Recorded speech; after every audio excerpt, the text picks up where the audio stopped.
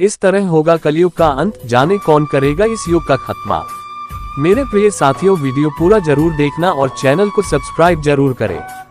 वेद पुराणों में बताया गया है जीवन चक्र में 4 युग होते हैं, जिनमें से अभी कलयुग चल रहा है।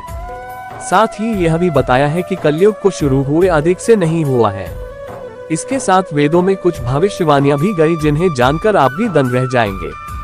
वेद पुराणों में कई रहस्य छिपे हुए हैं। ऐसा इसलिए क्योंकि इनमें न केवल देवी देवताओं के विषय में विस्तार से बताया गया है, बल्कि मनुष्य के जन्म और मरण का समय व आने वाले भविष्य के विषय में भी बताया गया है।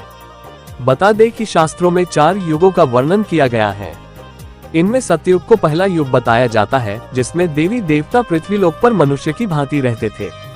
इसके बाद त्रेता युग आया, जिसमें भगवान श्री राम के रूप में भगवान विष्णु ने धरती अवतरण लिया था। इसके बाद द्वापर युग में भगवान विष्णु के अवतार श्री कृष्ण ने धरती पर कई लीलाएं की रची थी। अभी वर्तमान में अंतिम युग अर्थात कलयुग चल रहा है। बता दें कि वेदों में कलयुग के विषय में कई भविष्यवाणियां की गई हैं, जिन्हें जानकर आप भी दंग रह जाएंगे। कलयुग समय अवधि। कलयुग को अन्य तीनों युगों की तुलना में बहुत ही छोटा माना जाता है। साथ ही बताया गया है कि इस युग की अवधि करीब 4,32,000 मानव वर्ष है। इस युग में पाप और अंधकार अपने चरम रहता है और देवता राक्षस आदि नहीं दिखाई देते हैं। कलयुग में मनुष्यों को ही श्रेष्ठ माना जाता है, जो यहाँ जन्म से मरण तक की यात्रा करते हैं। पुराणों में यहाँ तक बताया गया है कि कलयुग में अच्छे लोग कम और बुराइयां चरम पर रहती है। इस युग में एक मनुष्य की आयु मात्र 100 वर्ष है। जानकारी के लिए बता दें कि कलयुग को शुरू हुए अभी 5,500 ही हुए हैं। हमारी दुनिया रहस्यों से भरी हुई है, जहां एक तरफ युग का अर्थ होता है एक निर्धारित संख्या के वर्षों की काल अवधि, जैसे कि कलियुग, द्वापर, सतयुग, त्रेता युग आदि। एक युग के अंत के बाद दूसरा युग शुरू होता है। शास्त्रों में कलियुग के अंत के बारे में भी बताया गया है। ब्रह्मवैवर्त पुराण में कलियुग की समाप्ति का जिक्र मिलता है, जिसमें कई तरह की बातें बताई गई है।